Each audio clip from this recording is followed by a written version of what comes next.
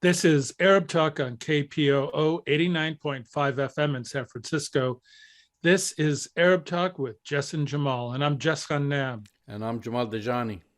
Well, Jamal, we have a great show, but it's another week on of the war in Ukraine, and it continues to be, as we predicted, devastating, unrelenting, and causing mass casualties to civilian infrastructure throughout Ukraine, as well as to the Russian military. There have been close to 3 million Ukrainian refugees that are dispersed throughout both internally and externally displaced into Europe and around. We have massive destruction to Kharkiv. We have the Russian military convoy that is some 41 miles long encircling Kyiv right now. And Kyiv and its suburbs have been bombed.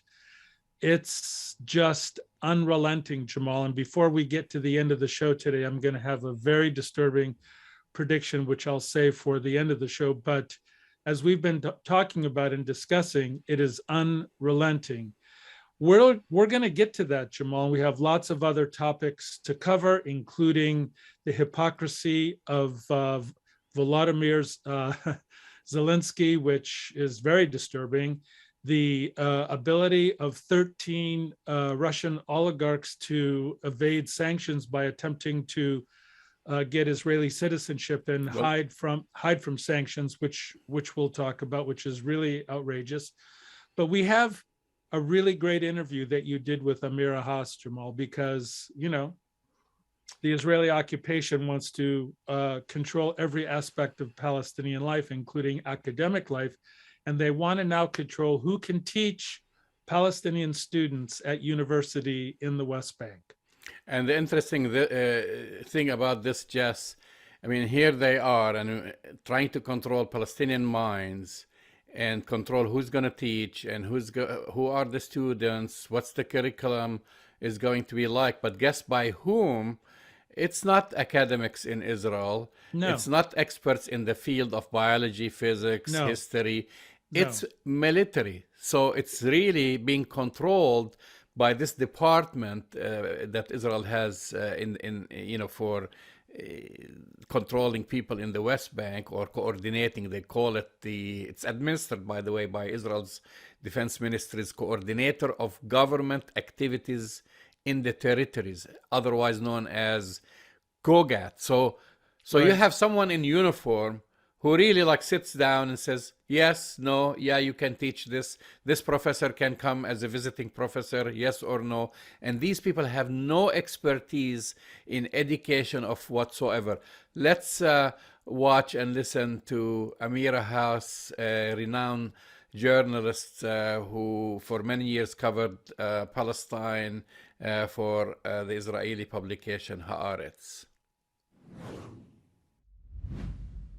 Israel has issued new restrictive criteria for visitors from friendly countries to obtain long-term visas to enter the West Bank, either as students or teachers, or to join their spouses or family or conduct business. This is part of an ever-increasing array of limitations over the years on visitors. The new policies will be administered by Israel's defense ministry's coordinator of government activities in the territories, also known as GOGAT.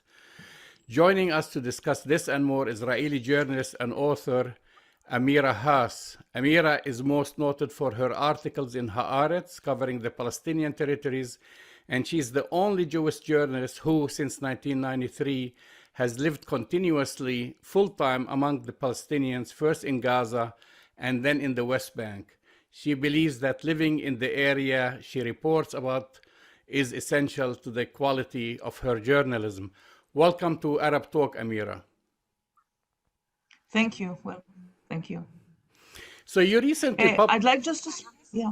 Mm-hmm. You recently published an article about this topic in Haaretz.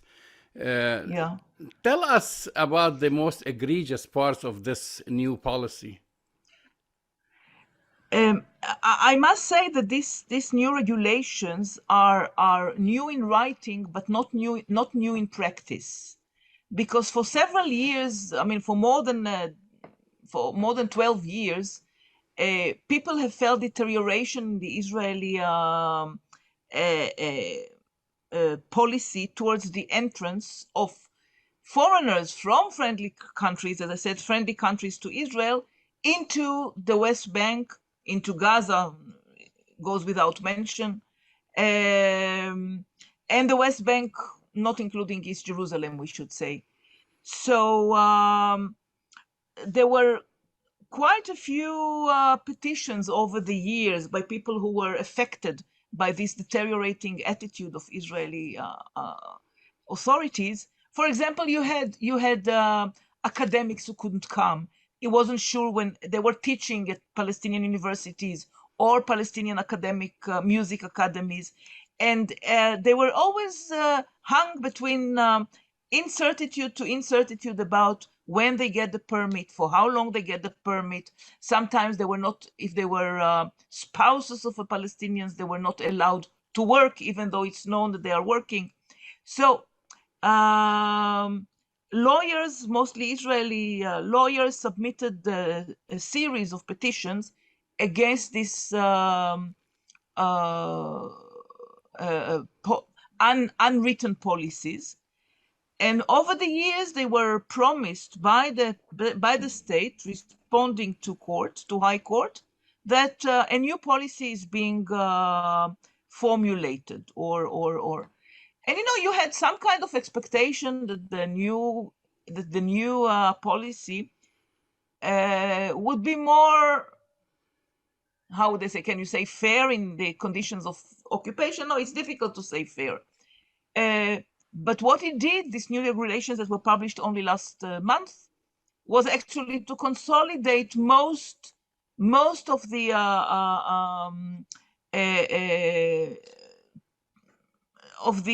deterioration or the worsening of the policies.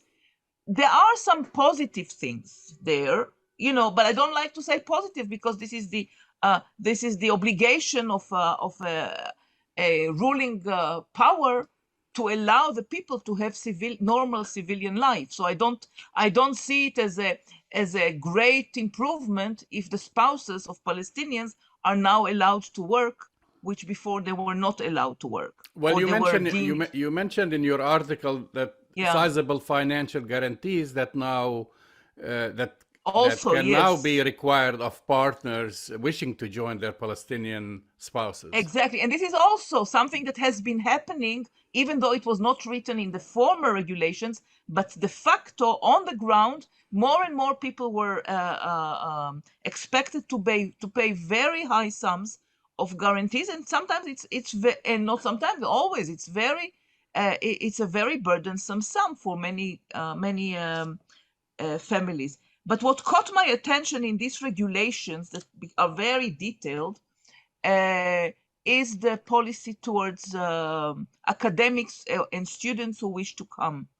And the restrictions are very telling about Israeli intentions. They just now published the text in English, and I could send it to you later. I saw it only this morning. So, for example, you say you have lecturers and researchers who excel in necessary professions. So this is one category of people that the regulations address. Now, what does it mean?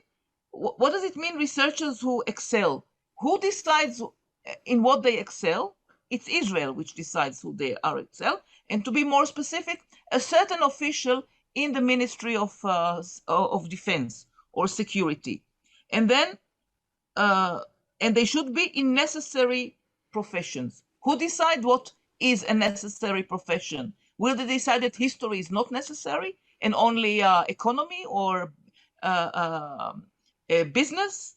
And they write that what is a necessary? The lecturer contributes significantly to academic learning, to the area's economy, or to advancing regional cooperation and peace. So they're also like deciding what topics you can study, right? Or you can teach. Yeah, without saying, yeah. So you don't know in advance. You don't know in advance that history, you will not get it for history or anthropology, but only if you teach business. So they always keep you in this incertitude. Will I get a permit? Will I not get a permit? The university will always ask itself, if I invite that and that person, will he or she get a permit? So it's always keeping you in tension and not able to have your own choices and decisions. It's always some kind of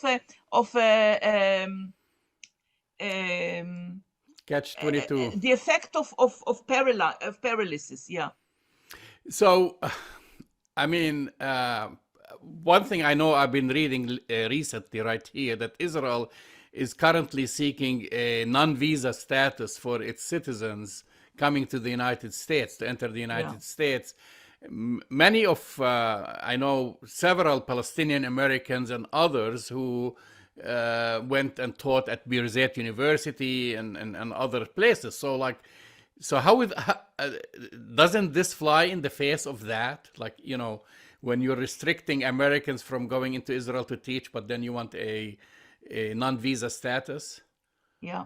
Actually, Israel is successfully outsourcing its discriminatory attitude to other countries. So when a Palestinian American, now I start with the reverse, a Palestinian American who wants to go and visit relatives in the West Bank, in a settlement in the West Bank, a Jewish American, when a Jewish American wants to visit, not to come and emigrate, but just to visit, his or her family in Bet El settlement, which is built on the land of El Bire and some villages around. So he or she may do it without a problem. Now, if the neighbor of this Jewish American, a Palestinian American, wants to visit his family in El Bire, he faces an array of issues before he or she can do that, or restrictions. And maybe now these regulations solve it a little bit because it makes a clearer distinction between long-term and short-term, but still there is discrimination. The Palestinian cannot come through, for example, through the American citizen cannot come through the airport in Lid, the Israeli airport in Lid, which makes the journey much longer and much more costly. The Jewish American can do that, of course. So here you have little discriminations that we say, okay, it's nothing in comparison to the closure of Gaza or the restrictions to get to your land, but still it's symptomatic of Israeli policy of discrimination and the way it succeeds to make other states complicit in it. And this is true about France and Germany and wherever. Not to mention academics or students. You have students who want to study, let's say, in Palestinian universities. First, the number is restricted, only 150. Now, this already is in contradiction with programs such as Erasmus or for exchange of students, setting the quota. Now, I don't know if there are, there could be, of course, many more students who want to study in Palestinian universities. You don't have such a quota on the arrival of foreign students to Israeli academics, Israeli universities. But the world, is tolerating it. So this is I don't hear an outcry, not of course the Israeli universities, but also other universities in the world. Actually, this was going to be my next question, because I've done several shows right here on this station on academic freedom and the censoring of academic freedom, especially on American campuses, the criticism of Israel. I'm sure you know all about this, and silencing academics, and then when something like this happens, for example, in Israel, you've said even Israeli universities or academics are silent about it. I mean, no one is, because that's in fact, completely. It is really the silencing, also the censoring and silencing of academic freedom. I mean, do they accept this? I guess they don't care, or they would be happy with the security pretext that here you don't have. I mean, you don't even have a security. They don't even try to cover it. What I see in these new procedures that are really very detailed, the former ones were 4 pages, the restrictions, and this one in Hebrew is 62. So they really entered into all those possibilities that were actually experienced by people while trying to cross the border terminal. It seems that they have lost any shame. You know, they are so specific about their discriminatory and restrictive measures, and there is no introspection to how racist is racist or patronizing. It's more patronizing, and really in the old sense of a colonialist ruler, they are patronizing the Palestinians and the Palestinians Academy without shame. It's really, this really amazed me. It's like you think that they have some wisdom, but they are completely detached from these values. Well, this story, I mean, it was no story in the United States.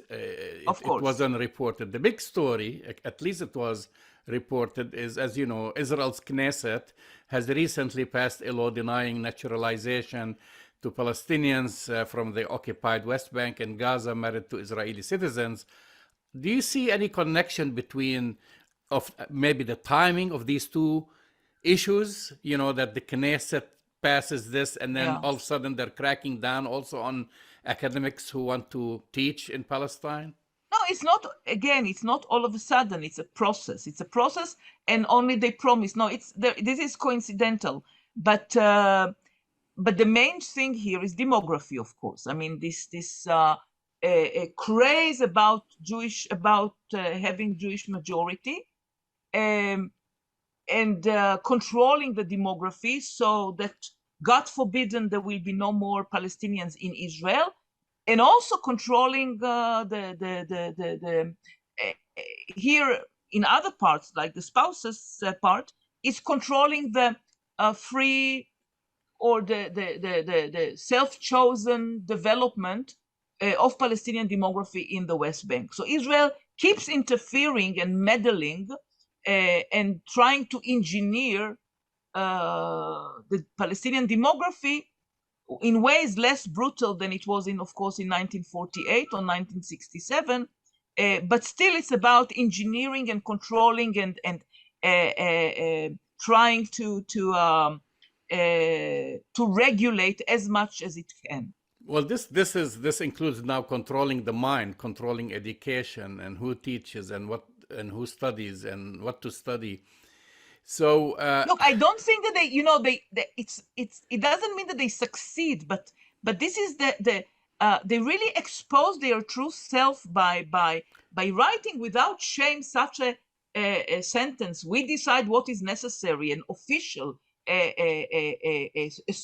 officer, and a uniformed officer in the Ministry of Defense decides what is necessary for the Palestinians. I think that here, beside the restrictions, of course, but they really expose the Israeli process of losing. I said so already, losing shame, but it's not only losing shame; it's being disconnected with the Enlightenment, with basic concepts of enlightenment or of democracy, not to say. Well, you're talking about a disconnection. I mean, here we have Amnesty International, right? And before that, you had Human Rights Watch and B'Tselem and whatever, all issuing expansive reports qualifying Israel as an apartheid state. This is in no way has deterred Israel from implementing more and more draconian measures. This is one of the additional draconian measures. You talk about the disconnection. I mean, do you think they don't know what's happening, in the real world, that what people are looking at and they're choosing to bury their heads in the sand or be in denial that they've created this status of apartheid? Look, as long as states, as governments, businessmen, millionaires continue to do business with Israel as usual, and to respect Israel for being mediator between the Ukraine and Russia, etc. And as long as Israelis as long as they feel that occupation pays, that it's worth, we get benefits from this occupation or this control and domination over the Palestinians, I don't think they will get some sense of how contradictory it is, not only to the lessons of Jewish history, but to basics, basic requirements, supposedly basic requirements of the so-called democratic world. So they basically are not ashamed of or worried about a reputation damage, really. Like this is No. as long as the United States keeps supporting Israel and the rest of the Western world. I have to ask you now, since we are in this big global mess, which is Russia and Ukraine, and because you started talking about this, that Israel, which basically occupies and controls the lives of close to 6 million Palestinians, apparently Bennett wants to play the role of mediator between Russia and Ukraine. I have to see how are Israelis reacting to this? I think they were proud, they were proud that there has been criticism of certain aspects of the Israeli policy of not being outright critical of Russia. And then, of course, one of the criticism was especially at the Minister of Interior, Ayelet Shaked, who is really notorious in her ethnocratic Jewish policies, and she refused to have Israel accept refugees, Ukrainian refugees who are not Jewish, and this really aroused some kind of an uproar, and she had to withdraw, which shows that when Israelis want, they can they do criticize Israeli discriminatory policies, but not when it comes to Palestinians. No, Israelis in large think that this is something to be proud of, that Bennett is able to or is welcome to negotiate between the two sides. You mentioned in an interview that there is no restriction on the freedom of information in Israel, that anything can be expressed, but that the ultimate challenge is the impasse of the average Israeli's mentality, their refusal to understand how damaging and morally wrong the occupation is. Can you elaborate on this? I think this is something I said years ago. I would say now we are free to write and to give information. The public is not interested to know this information. And in the mainstream media, the companies, the owners of the mainstream media are reluctant to bring news that are more critical of Israeli policies in vis-a-vis the Palestinians and the question of occupation and the settler colonialism. But what I want to stress here is that I'm not in danger. I'm speaking to you and I'm criticizing Israel, and I'm not in danger, which means it's unlike, if my young Israeli activists go and demonstrate against Israeli policies, okay, they might be beaten, they might be harassed a little bit by right wing, but they don't risk fundamental things in their lives, unlike, for example, Russian activists who demonstrate now against the war. What I want to say is that because we're not in danger, the burden of being silent, is even heavier. The complicity is even more severe and more condemnable. Because we are not in danger, we could, academics in Israel, universities, teachers, trade unions, because they don't risk anything by criticizing Israeli policies, their silence is even more condemnable.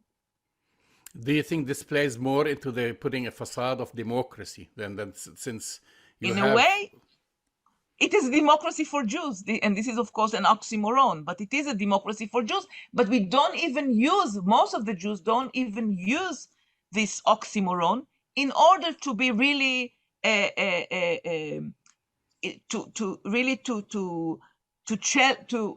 go along the concept of democracy. Amira Hass, thank you for coming on Arab Talk. Thank you for inviting me. Bye-bye. That's the voice and the face of Amira Hass, Haaretz journalist and reporter who's been reporting on occupied Palestine and things related to the apartheid state for many decades now. Jamal, that was a fantastic interview, and it really speaks to the depth and the breadth of the occupation, not only physical occupation of Palestinians, economic occupation, but now an attempt to occupy the academic institutions in the West Bank by the Israeli military, attempting to control and determine who and what can be taught in the West Bank. And my question to you, Jamal, and to Amira, you'll have to answer on her behalf.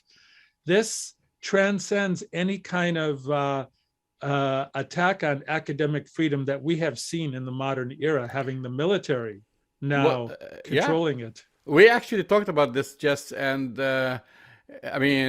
we've covered academic freedom. Many of our people in our audience here know what's happening at San Francisco State University with Dr. Rabab Abdelhadi.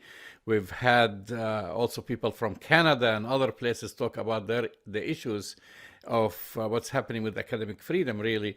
And this one is very special because now you don't have bureaucrats or university administration or the provost or the president of university. You have the military. Just I don't know what this takes us back, how many decades or whatever, where you have now, or during maybe the Soviet Union, where you have the branch in the government like the military or security services. No, I don't think it was ever the military, even under the Soviet Union, Jamal. It was bureaucrats. Here we have a military. It would be like the United States military going into Berkeley or San Francisco State and determining who could teach, what they could teach, and how they could teach. So my issue in question, it's the chronic thing that we say here on Arab Talk. Will the United States say anything? Will the U.S. Academy confront this gross abuse of academic freedom? This is a no story in the United States. That's why we brought Amira Hass to shed light, and share her expertise on this topic, because this wasn't covered, Jess.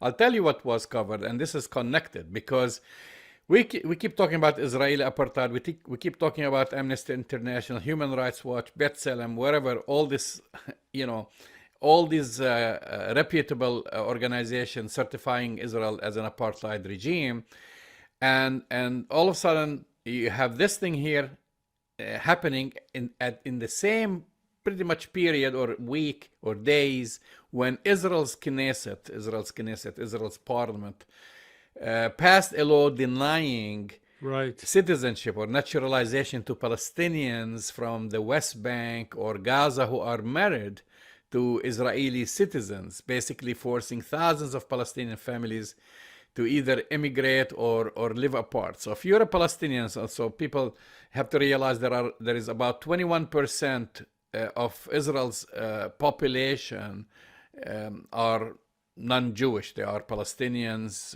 basically. We refer to them in 1948 Palestinians. Israel likes to call them Arab Israelis to kind of like avoid using the name Palestine in that. And these folks, so if you were living in Jaffa, you're a Palestinian from Jaffa with an Israeli citizenship, and you married someone from Ramallah or from Nablus, your spouse cannot become an Israeli citizen, and in many Right. cases cannot even leave the West Bank, and for sure it's almost impossible to leave Gaza to live with you. I mean, they've been playing with this game for ages because they had a temporary order first passed in 2003, and then they renewed it, and then it hasn't become a law, but now they basically, under this so-called citizenship law, they passed it before the Knesset disbanded for the holiday recess by a 45-15 majority vote that crossed coalition opposition lines. So, of course, the argument which you hear it from xenophobes, which I think this is, aside from racism, xenophobia, like one of the leaders of the far-right religious Zionism party, Simcha Rothman, they keep repeating this: the state of Israel is Jewish and so it will remain.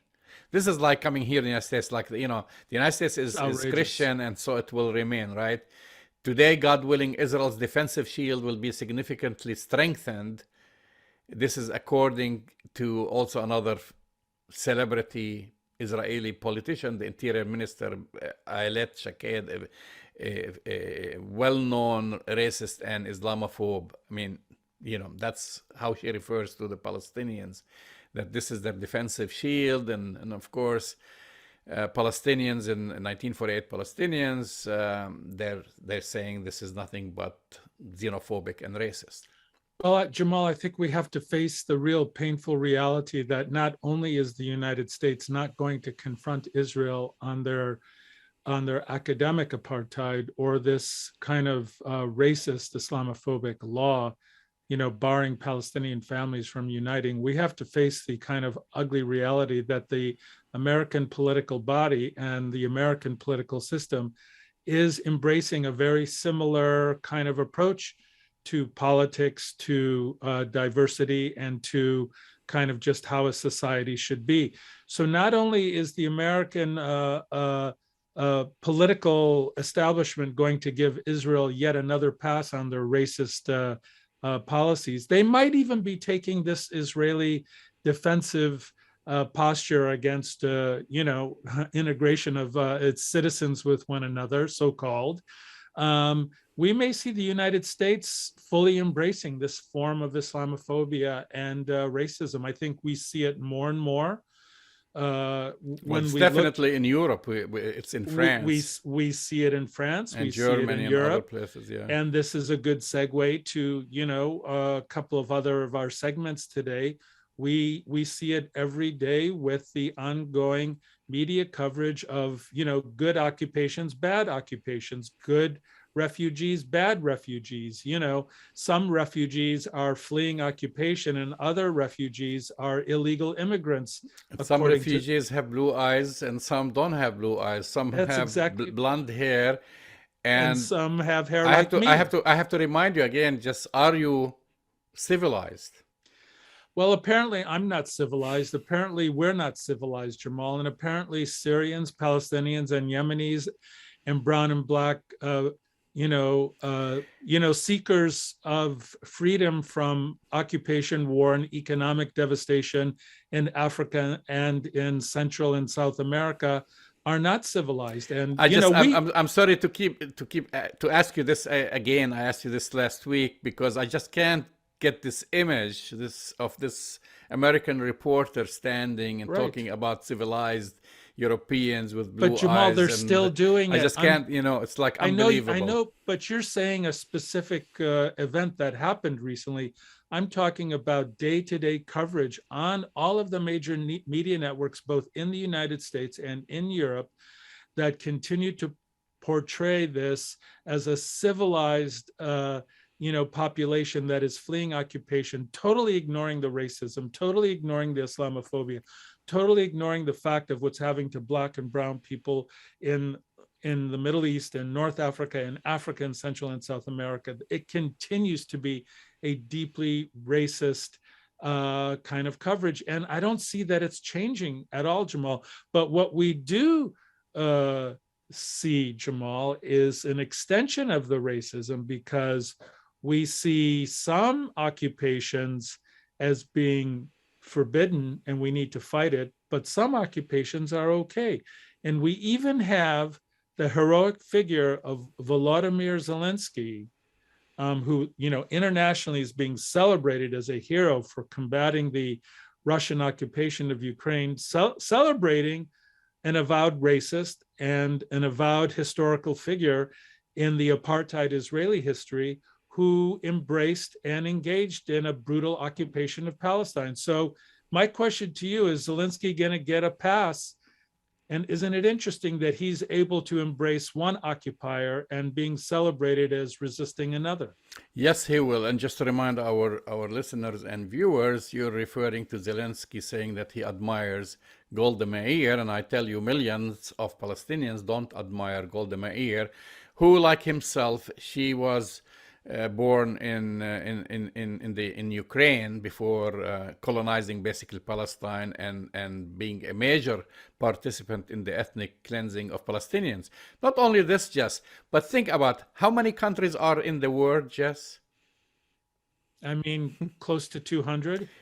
He picks the only apartheid regime to be That's right. the mediator. Yeah, no, not to celebrate, but also wants to have peace negotiation in Jerusalem. Of course, he bypasses the thousands of Palestinians, doesn't ask Palestinians permission.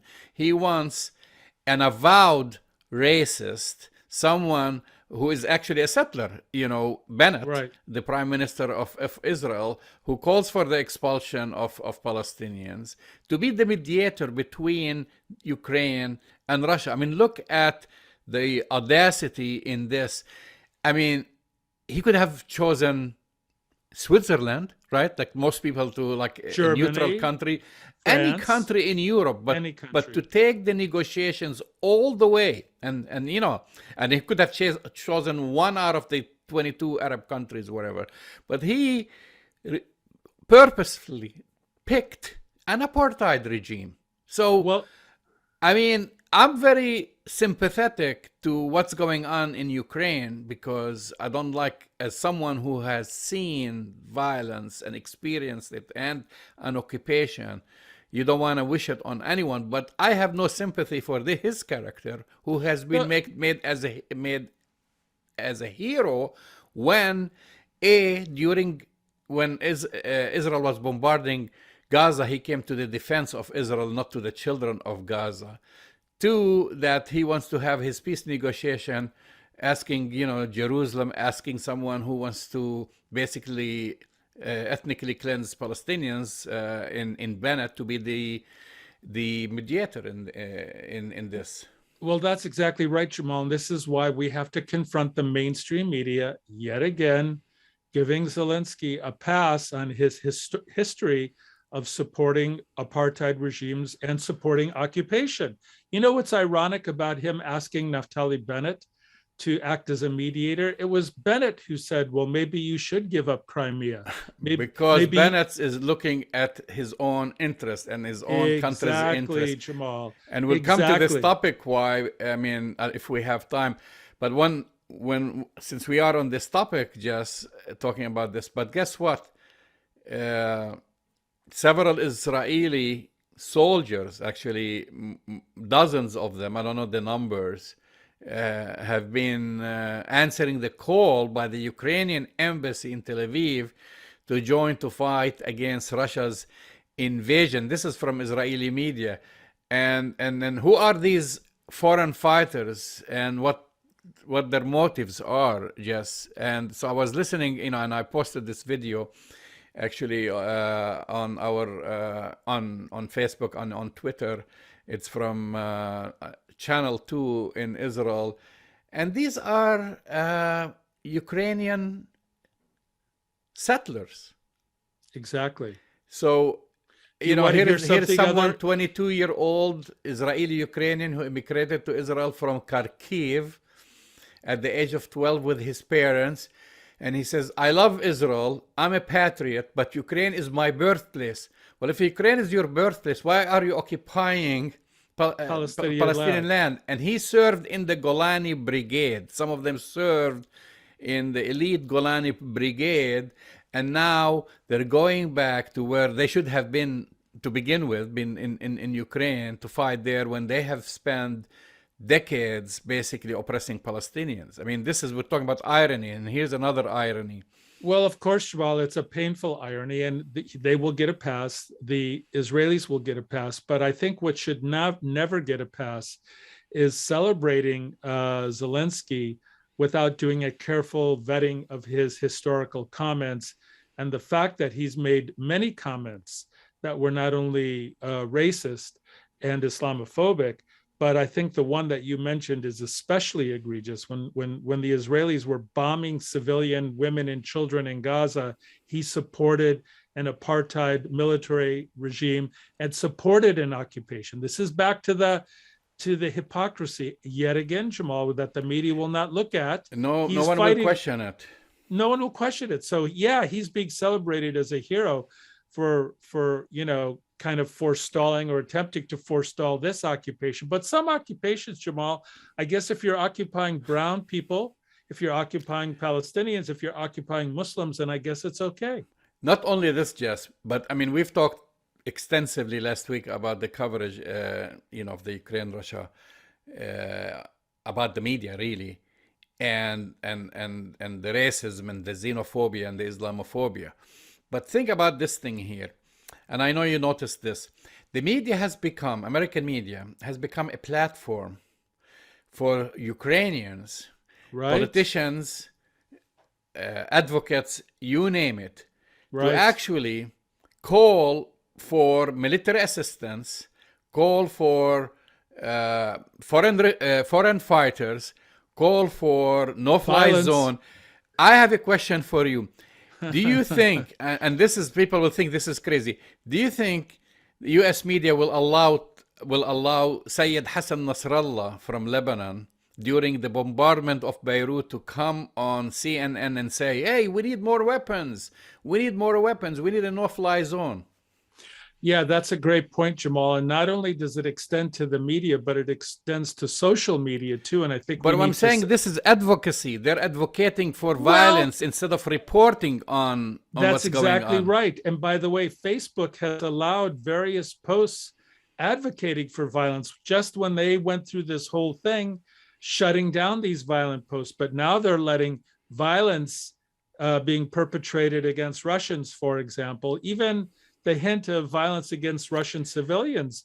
They're allowing that kind of rhetoric to run free on Facebook. So again, more hypocrisy. You're absolutely correct. And this is actually Facebook, or Meta now, confirmed a temporary easing of its rules to allow calls to violence like death to the Russian invaders,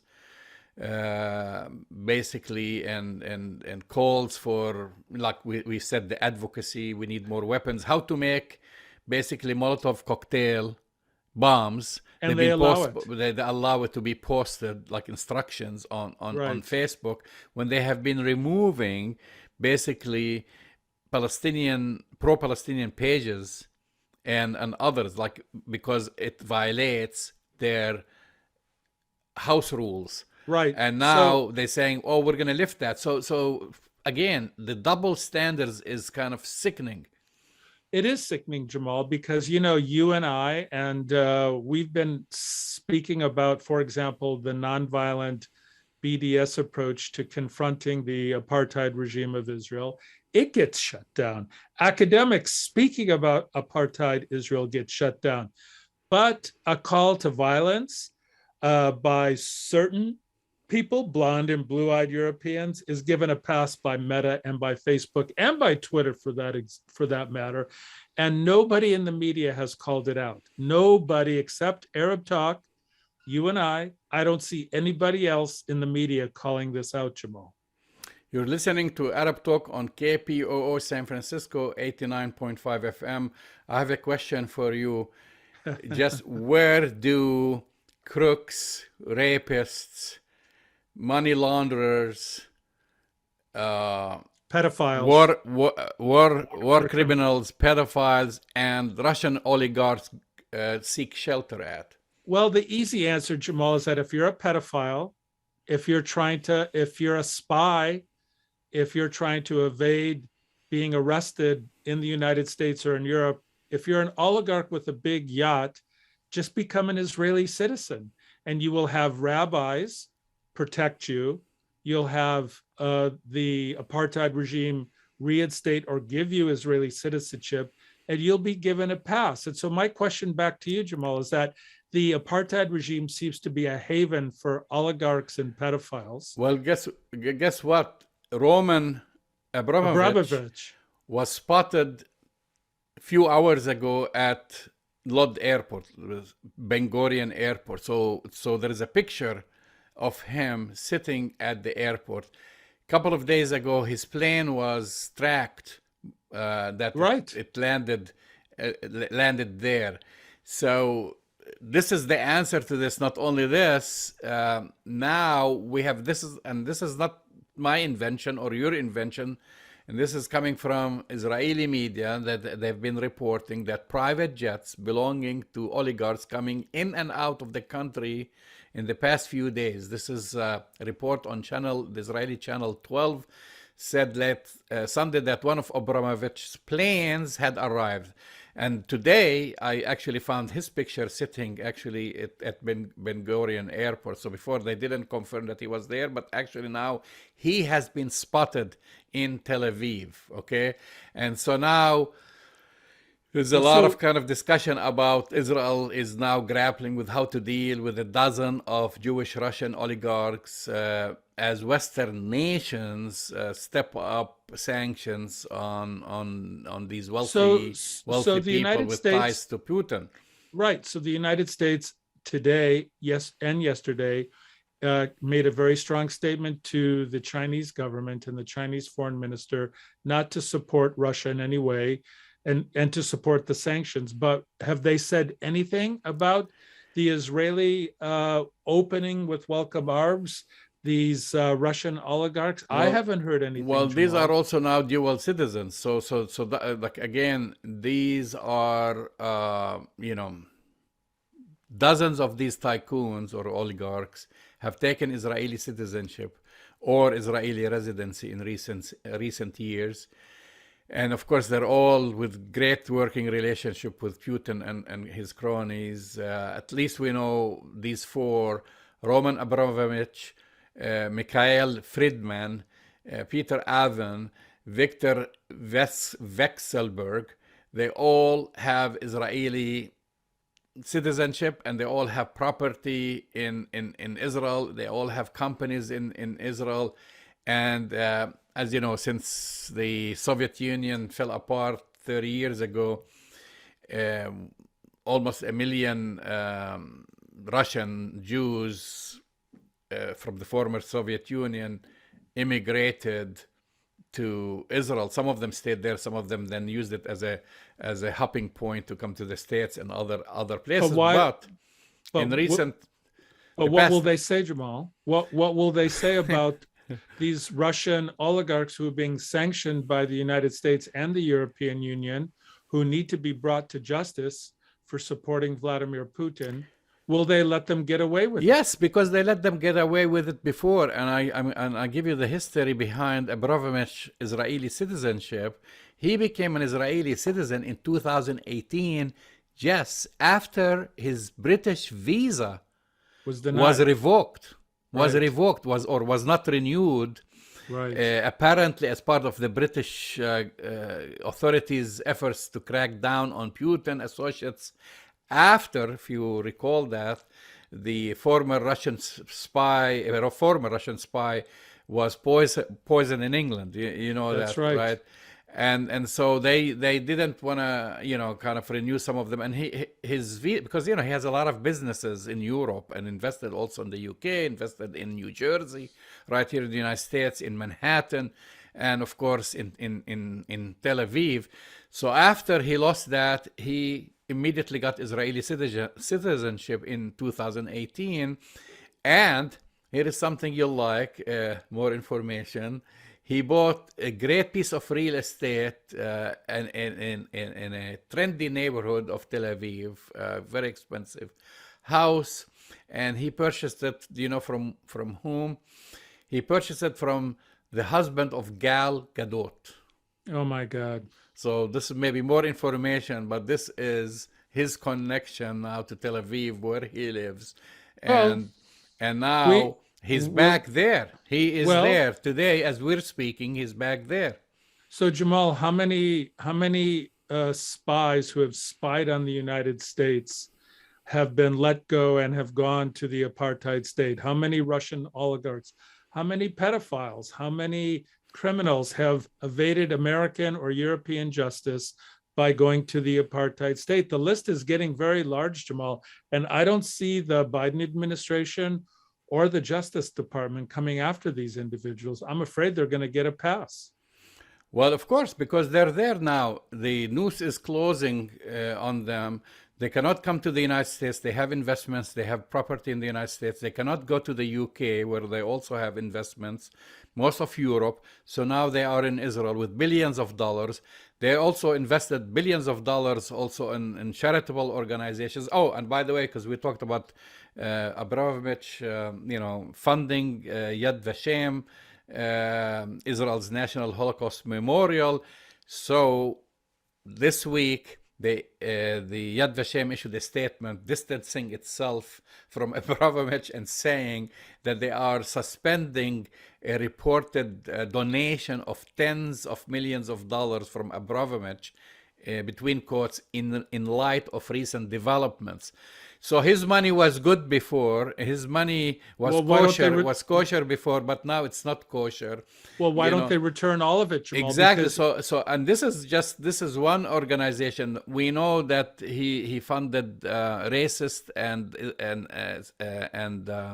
racist settler organizations like Ir David and others, right. Millions of dollars. So what happened to that? Right? What happened to this? Nothing will happen to that. Hey, Jamal, I know we only have a few minutes left, but I want to make sure that we leave room for a very disturbing prediction that I have. Well, go ahead. I hate to end on a good note. We're not going to end on a good note. I want to remind our listeners, because Biden has been drawing all these red lines, and this prediction has to do with something you alluded to and we have been talking about, is that the trajectory of the war in Ukraine is headed, in our opinion, in a very bad direction. And nobody sees a good outcome here, but I see a particularly bad outcome. And I want to remind our listeners of a couple of things. When former President Barack Obama made a red line, when he said in Syria, if the Russians use chemical weapons, that's a red line. Well, guess what? The Russians used chemical weapons in Syria, and what did the Obama administration do? Nothing. Now we have Joe Biden saying, if the Russians use chemical weapons in Ukraine, they will suffer from severe consequences. I have breaking news for former President Obama, President Biden, and anybody else. When you put Putin in a corner and you draw these red lines, guess what? He doubles down. So my prediction, Jamal, is not only is the war in Ukraine going to get much worse for Ukrainians, I believe that the next time we come on the show, Kyiv will be under occupation. Kyiv will have been taken over. But my really bad prediction is that I believe that Putin is going to strike a NATO country. I don't know which one. Maybe it's Poland, because they hit a base outside of Poland, in western Ukraine, about 15 miles close to the Polish border. But I'm afraid that Putin's going to not only just go double down, but he's going to go all the way, because guess what? When Biden says we're going to defend every inch of NATO, he's not telling the truth. They will never do it. Well, I hope your predictions are wrong, just because, as you said, this will be devastating. Anyway, we are feeling the devastation. People across the globe are feeling the devastation. The price of gasoline in this country is $6, and a lot of Americans are hurting. Not to mention the economic repercussion, but most important is what's happening to the innocent civilians in Ukraine. It's going to get worse. When homes are destroyed, when they are made refugees, when they have lost loved ones, because what nobody has expected, or the phrase that never again, well, never again apparently was not never again, that whole idea is not having these devastating wars in Europe. And now we're seeing what's going on in Europe. Aside from politics, aside, if you want to blame it on Putin, you want to blame it on Zelensky, this is devastating to everyone involved, including Russians, including these Russian soldiers who they have sent out basically to invade a neighboring country, young soldiers, 18, 19-year-old. War is devastating. It's made by leaders who don't take into account the death and destruction, really, and the suffering. I mean, I don't think Putin is sitting having sleepless nights thinking about the Russian soldiers or thinking about the Ukrainian mother who has lost a child. And this is the devastation that we'd like to see not happen. But a lot of times your predictions are correct, and I pray that you are wrong. I pray that I'm wrong, Jamal, but I think the entire world has miscalculated the intentions of Vladimir Putin, and putting him into a corner without an off-ramp, and there's no good off-ramp here for him, unless the only good off-ramp is if Zelensky gives up Crimea and gives up two of the so-called independent regions in the eastern region that border Russia. If he's willing to give those up, which is what Naftali Bennett is telling him, maybe you should give that up, then maybe there's an off-ramp for Putin. But unless the Ukrainians and the world are willing to support, those conclusions, I'm afraid Putin's going to double down. He's going to take over all of Ukraine, and he's going to test the waters. And I'm afraid, and I pray that I'm wrong too, he's going to go after a NATO country, and we'll see what happens. You've been listening to Arab Talk on KPOO San Francisco, 89.5 FM. Go to our website, arabtalkradio.com, to download our episodes, and we will talk to you next week. We'll see you next week.